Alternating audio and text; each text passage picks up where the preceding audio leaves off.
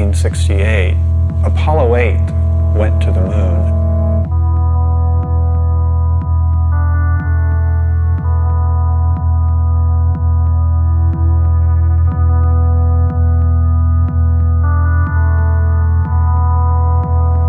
They didn't land, but they did circle the moon. And I was watching it on television, and at a certain point, one of the astronauts casually said, "We're going to turn the camera around and show you the Earth."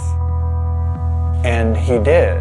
And that was the first time I had ever seen the planet hanging in space like that. And it was profound. I think that for me, like for many other people, it was quite a shock. I don't think any of us had any expectations about how it would give us such a different perspective. I think the focus had been, we're going to the stars, we're going to the other planets, and suddenly we look back at ourselves and it seems to imply a new kind of self-awareness.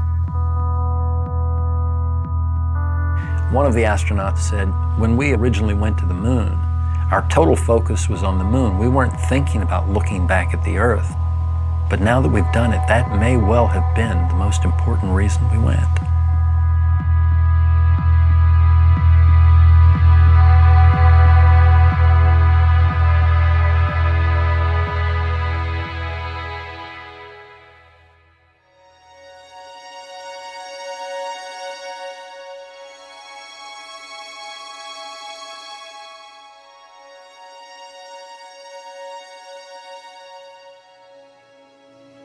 Oh, golly, I remember going through launch, which is an overwhelming experience.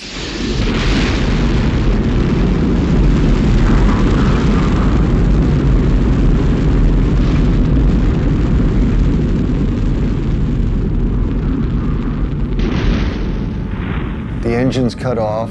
I felt myself floating out of the seat. I floated over to the window, looked out, and we were coming up over the coast of Africa. And that's when it hit me. I'm in space. And, you know, I just got incredibly excited because it's something I had dreamed about since I was 6 years old. I think you start out with this idea of what it's going to be like. And then when you do finally look at the Earth for the first time, you're overwhelmed by how much more beautiful it really is when you see it for real. It's just like it's this dynamic, alive place that you see glowing all the time. It was truly incredible to be up there, doing what I always wanted to do my whole life, and then to kind of glance back at our planet and see that view was just tremendous. I can only describe what I've seen. You know, looking down at the Earth and you see that line that separates day into night slowly moving across the planet. Thunderstorms on the horizon casting these long shadows as the sun sets. And then watching the Earth come alive. And you see the lights from the cities and the towns. The events you see from space, like flying over thunderstorms, looking at them from the top, were spectacular. Like a fireworks show going on and you're looking at it from the very top. You know, shooting stars going below us or you know, dancing curtains of auroras. It's just very hard to describe all the, you know, the colors, the beauty, the motion.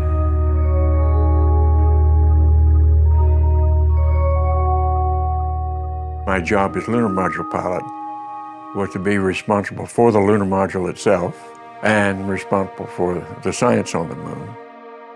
So when we started home, I had a little more time to look out the window than the other guys because most of my responsibilities were completed. We were in a particular mode called the barbecue mode. So we were flying like this and rotating like that. What that caused to happen was every 2 minutes, a picture of the Earth, the moon, the sun, and a 360-degree panorama of the heavens appeared in the spacecraft window.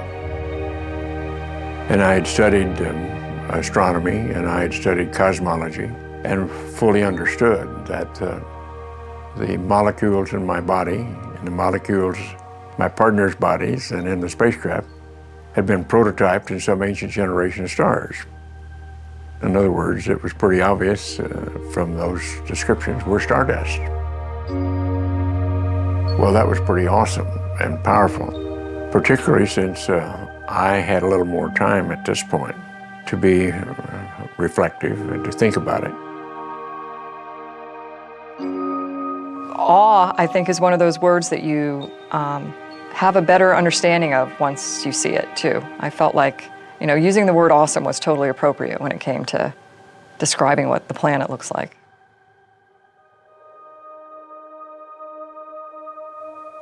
To have that experience of awe is, at least for the moment, to let go of yourself, to transcend the sense of separation. So it's not just that they were experiencing something other than them, but that they were at some very deep level integrating, realizing their interconnectedness with that beautiful blue-green ball. And this is why the astronauts, particularly in the International Space Station, often say that much of their free time is filled with what they call Earth gazing, just staring out at the Earth.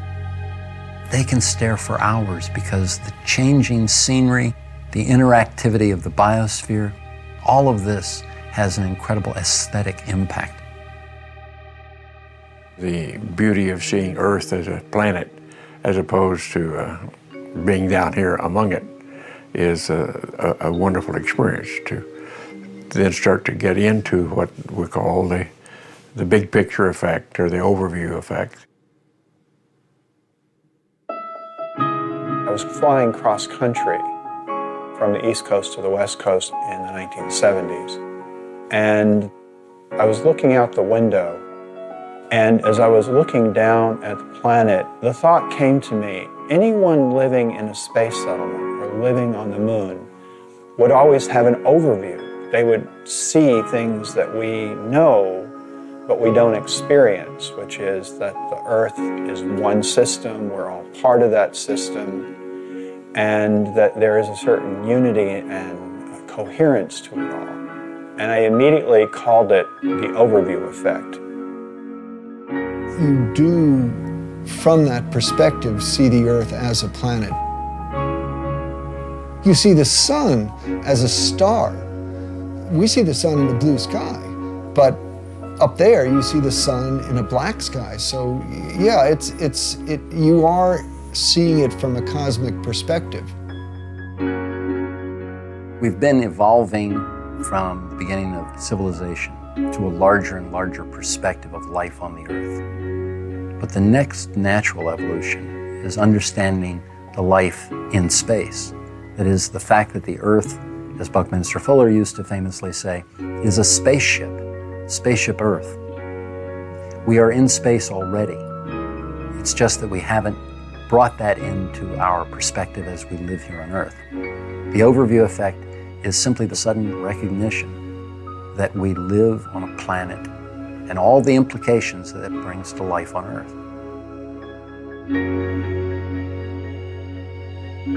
When we look down at the Earth from space, we see this amazing, indescribably beautiful planet. It looks like a living, breathing organism, but it also, at the same time, looks extremely fragile. Because you go outside on a clear day and it's the big blue sky, and it's like it goes on forever, right? And how could we possibly, put enough stuff into it to fill it up with things that really change it? And yet, you see it from space, and it's this thin line which is just barely hugging the surface of the planet.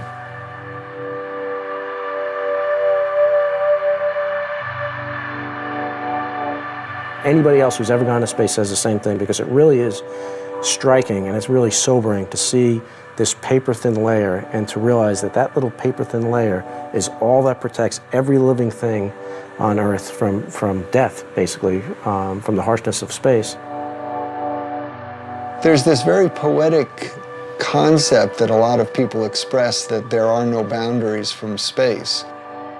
And I've heard a lot of my astronaut colleagues say that. Unfortunately, it's not true. You do see boundaries. They're mostly the result of human impact. You can see erosion, clear cutting of forests, and it's a long litany of environmental impact that we've had on our planet, and that's something which, when you see it from a cosmic perspective, makes you really appreciate the concept of spaceship Earth, and that we're all here together.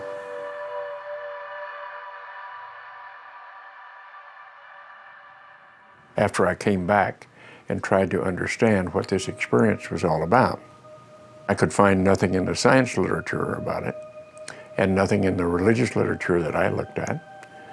So I turned to the local university and asked them to help me with what I saw. And when they came back to me a few weeks later and said, well, in the ancient literature, we found a description called Salvakapa Samadhi. And they said that means that you see things as you see them with your eyes, but you experience them emotionally and viscerally as with ecstasy and a sense of total unity and oneness. And I said, well, that's exactly what the experience was. And so it's rather clear to me as I study this, it wasn't anything new, but was something that was very important to the way we humans were put together. Many of the great wisdom traditions of the earth have pointed to what we're calling the overview effect. That is to say, they have realized this unity, this oneness of all life on earth and of consciousness and awareness. Within the Western tradition, I think it's quite new and quite shocking because there's been much more of a sense of separation.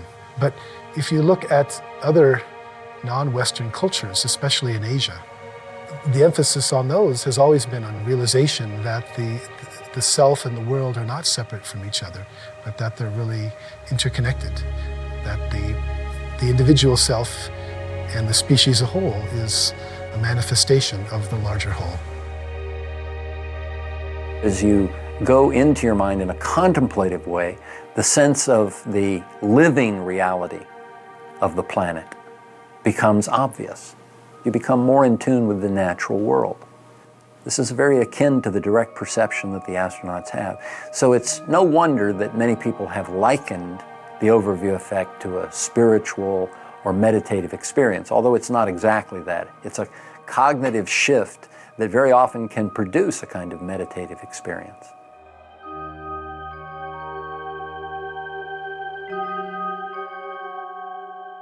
I'm sure we all interpret it somewhat differently. I know some of the fellows go right to a religious explanation. I didn't. I went to more science explanation. And I think all that's wonderful. That's what it takes to build a civilization.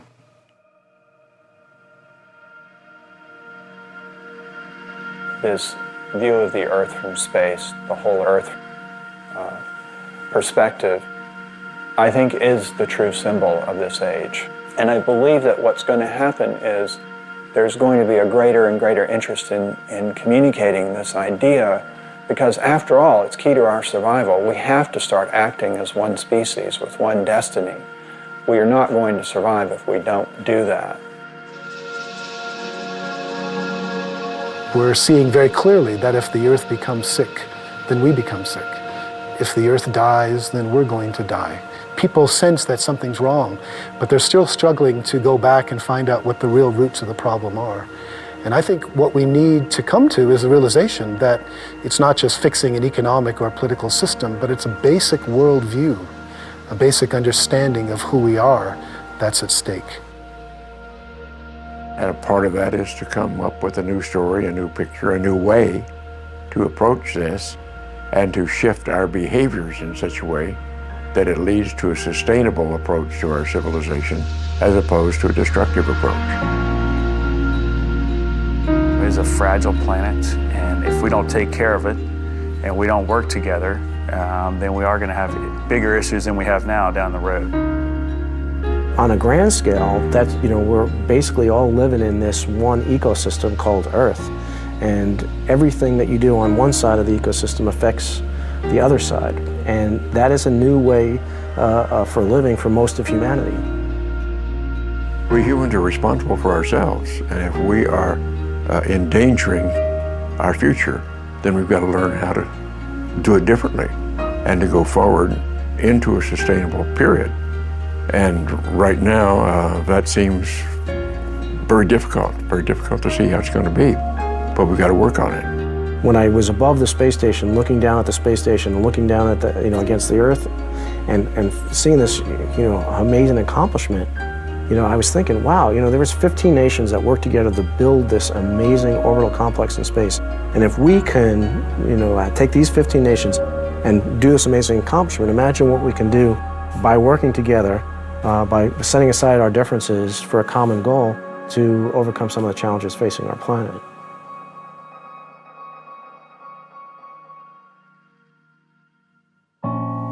We have this connection to Earth. I mean, it's our home. And I don't know how you can come back and not, in some way be changed. It may be subtle. You see differences in, different people in the just general response when they come back from space. But I think collectively, everybody has that emblazoned on their memories, the way the planet looks. You can't take that lightly. It really, you realize that you've been blessed by the opportunity to see that. It really does look like this beautiful oasis out in the middle of nothingness. And if you have a chance for your eyes to adjust and you can actually see the stars in the Milky Way, it's this oasis against the backdrop of infinity, of this just, enormous universe behind it. And it's, really a very moving experience to be able to see that with your eyes. You look back at it and it's placed perfectly from the sun to take care of us, and you kind of take that reverse role on about, okay, well, we need to be taking care of it too, so that it can continue to do that for us. And I don't know how you can't have a greater appreciation for it after you see it that way.